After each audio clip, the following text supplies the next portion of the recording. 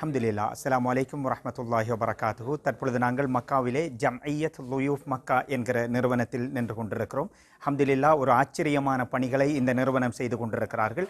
குறிப்பாக 25-30 லட்சம் பேர் ஒரு மக்கா என்கிற சிறியோர் பரப்புக்குள் ஒவ்வொரு வருடமும் வந்து மனம் நோகாமல் சந்தோஷமாக திருப்பி வழி அனுப்புதல் என்பது சாதாரண ஒரு விடயம் கிடையாது. அந்த சவாலை சமாளித்து சிறந்த பணிகளை செய்து கொண்டிருக்கிறார்கள்.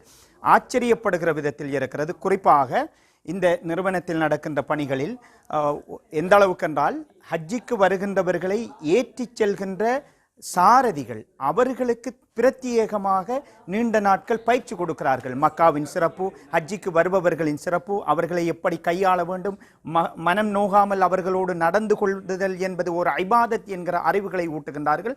அதே போன்று மக்காவில் பிறந்த பிள்ளைகளை பொறுத்த வரைக்கும் அவர்களுக்கு சிறு வயதில் இருந்து மக்காவின் சிறப்பும் வருகின்ற விருந்தாளிகளை கண்ணியப்படுத்துதல் என்பதின் சிறப்பு தொடர்பாக பள்ளிக்கூடங்களில் இருந்தே அவர்களை நெறிப்படுத்துகின்ற வேலை திட்டங்கள் நடந்து கொண்டிருக்கிறது. அல்ஹம்துலில்லாஹ்.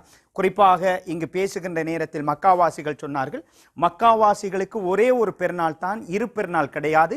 நாங்கள் நோன்பு பெருநாளை கொண்டாடுவோம். ஹஜ்ஜி பெருநாளில் ஹஜ்ஜிக்கு வருகின்றவர்களுக்கு நாங்கள் பணி செய்கின்ற பணியாளர்களாக மாறிவிடுவோம் என்று சொல்கிறார்கள். அல்லாஹு தஆலா மக்காவை பாதுகாக்க வேண்டும், இந்த மக்களுக்கும் அருள் செய்ய வேண்டும் என்று சொல்லிக் கொள்கிறோம். அஸ்ஸலாமு அலைக்கும் வரஹ்மத்துல்லாஹி வபரகாத்துஹு.